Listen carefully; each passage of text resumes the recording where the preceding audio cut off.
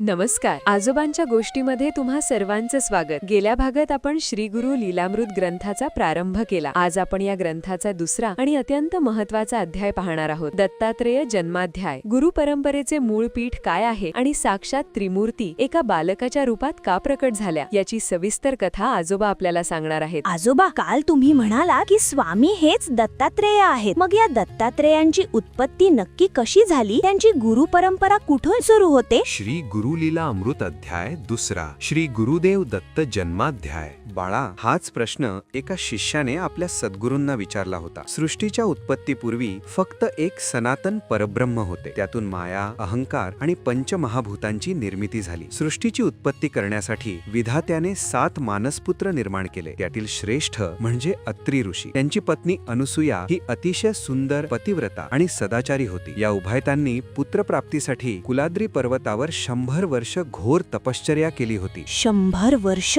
तो मग देव प्रसन्न झाले का? बाळा, अत्री ऋषी हे ब्रह्मदेवाचे मानसपुत्र. त्यांनी पुत्रप्राप्तीसाठी आपली पत्नी अनुसूयेसह कुलाद्री पर्वतावर घोर तप सुरू केले. ओव्यांमध्ये वर्णन केल्याप्रमाणे अत्री ऋषींनी 100 वर्ष एका पायावर उभे राहून प्राणायाम करून कडक तपश्चर्या केली. त्यांच्या तपाच्या तेजाने तिन्ही लोक हादरले. शेवटी ब्रह्मा, विष्णू आणि महेश हे तिघेही प्रगट झाले. अत्री ऋषींनी प्रार्थना केली की प्रभू, मला तुमच्यासारखाच गुणवान पुत्र हवा आहे. देवांनी तथास्तु म्हटले आणि ते अंतर्धान पावले. बाळा, पूर्वी नारदानेही मनोवांछित फलप्राप्तीसाठी घोर तप केले होते. तेव्हा प्रसन्न चित्त विष्णूंनी त्यास इष्ट वर मागण्यास सांगितले. तेव्हा नारद म्हणाला, मला विशुद्ध सत्वरूपाचे नित्य दर्शन व्हावे. तेव्हा विष्णू म्हणाले, पुढे ब्रह्मा, विष्णू, महेश्वर हे तिघे एकत्र होतील तेव्हा तुझी ही इच्छा पूर्ण होईल. ते ऐकून नारदास अत्यानंद झाला. कालांतराने एके दिवशी नारद कैलासात गेले. त्यांना पाहून पार्वती, लक्ष्मी आणि सावित्री या तिघींना खूप आनंद झाला. त्यांनी नारदांची पूजा केली व म्हणाल्या, हे नारदा, तू त्रिभुवनात संचार करतोस, तेथे आमच्यासारख्या पतिव्रता आहेत काय? हे ऐकून नारदांनी त्यांना सांगितले, अत्री पत्नी अनुसूया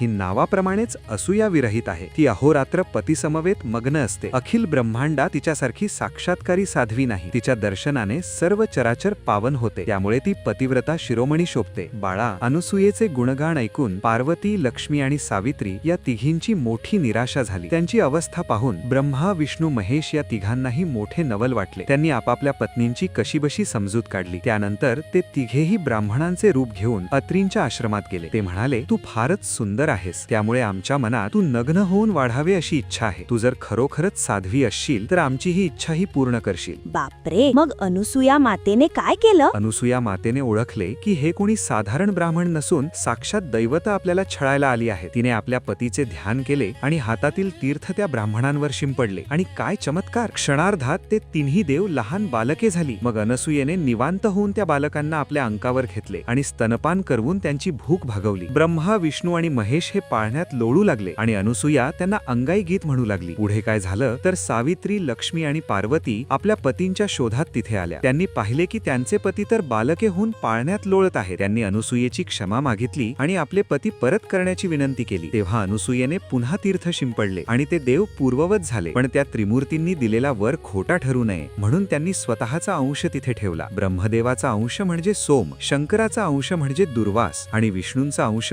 म्हणजे साक्षात दत्त. अशा प्रकारे मार्गशीर्ष पौर्णिमेला साक्षात श्री गुरु देवदत्त प्रगटले. या दत्तात्रेयांचे स्मरण केल्याने मनुष्याची पुनर्जन्माची साखळी तुटते आणि त्याला सर्व सिद्धी प्राप्त होतात. वाह आजोबा, म्हणजे अनुसूया मातेच्या भक्तीमुळे प्रत्यक्ष देवाला तिचं बाळ व्हावं लागलं तर? हो बाळा, जो कोणी हे चरित्र श्रद्धेने ऐकतो किंवा वाचतो त्याला संतती, संपत्ती, आरोग्य आणि दीर्घायुष्य लाभते. हीच ती गुरु परंपरा जिचे मूळ पीठ आज आपण पाहिले. आता पुढच्या भागात आपण पाहणार आहोत की दत्तात्रेयांनी या पृथ्वीवर कल्याणासाठी पुढे काय काय केले. अनसूयेच्या सत्वाची आणि दत्तप्रभूंच्या जन्माची ही पावन कथा आज आपण पाहिली. श्री गुरु लीलामृतचा हा प्रवास असाच पुढे सुरू राहील. उद्या पाहूया भाग 4, श्री गुरु चरित्रातील पुढील अद्भुत लीला. पाहत रहा आजोबांच्या गोष्टी. श्री स्वामी समर्थ.